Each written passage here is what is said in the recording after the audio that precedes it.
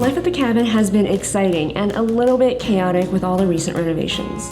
Last time I started skim coating the outdated textured walls. This week I'm going to finish up the skim coat and learn how to Limewash paint the walls to get that luxurious editorial magazine finish.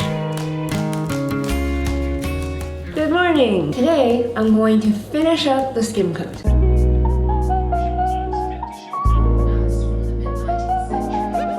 I am done, finally. It's started to rain. I think it's monsoon season. I'm looking very forward to this cooler weather and a little bit of humidity. Time to paint. I can't tell you how excited I am for this part of the process. I feel like I've been waiting weeks just to do this. Here goes nothing. If I can get this thing open. Suck at life. Come on. Come on. Oh, anyways, time to mix it. Here we go. Ooh, it's really smelly. I noticed there are a lot of people new to the channel lately. Welcome. Enjoy watching the hot mess that is me trying to figure out and learn all these new skills. I will entertain you, but there are no promises. I will probably disappoint you. Is it weird that as the channel grows, I am more and more aware that I have an audience? When you're smaller, you can just do whatever you want. I mean, technically you can do whatever you want even when you're bigger, but there's just more stakes, you know? More money on the line, more people to be disappointed in you, and that affects you. I don't want it to affect me, but I don't think that's a choice.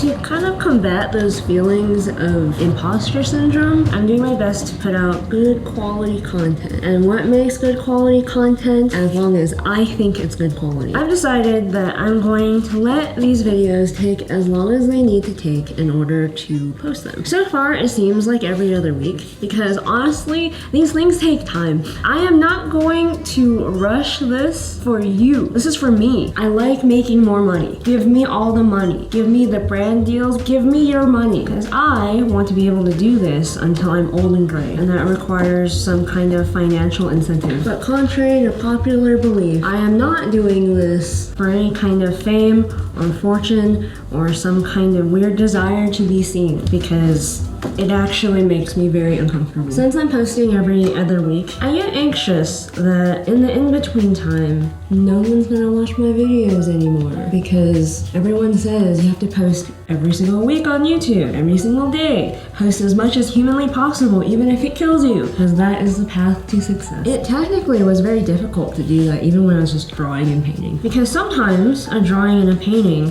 takes more than a week to do. But in order to get it done, I have to figure out how to get it done faster, because I also need the time to edit the video, make the thumbnail, do voiceovers, whatever else that's required. That's why I wonder, other people who do this kind of DIY stuff, how are they posting every single week? Because this stuff takes a really long time, and I'm filming myself, so it's going to take doubly as long. No, Mom Cat, you cannot go outside.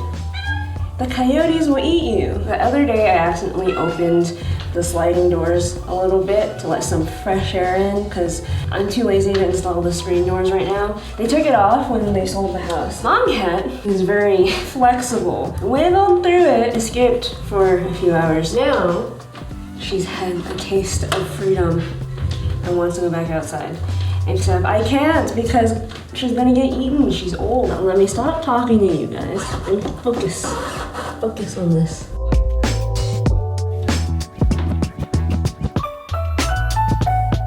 Good morning! Today is the next day. The most exciting part of this video is about to happen. I'm going to paint these walls a beautiful Limewash green. Ignore my cat. Mom Cat. She decided to go missing this morning. I had accidentally left a window open and she escaped. I thought she died because there are coyotes out here, but she didn't. She came back and now all she wants to do is go back outside. Doesn't make me look great as a cat parent, but I'm very mad at you, Mom Cat. She's such an independent woman. Ooh. Oh God. I did not plan this out. I need my bucket. Once I put this paint on this walls, there's no real going back. I know this is like barely color, but this is bold for my taste. I'm trying to let my freak flag fly.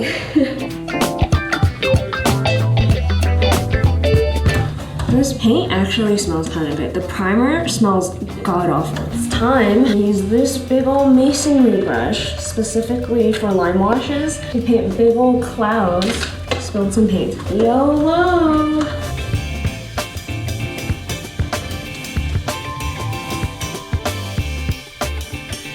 Alright.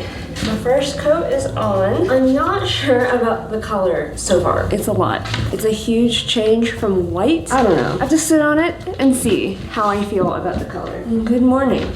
It is the next day. Today we're doing the second coat. When you do a lot of mindless tasks, what do you listen to? Please let me know because I'm on the hunt. I don't really listen to music. I am a podcast person and I'm really into true crime. So I am currently listening to Last Podcast on the Left.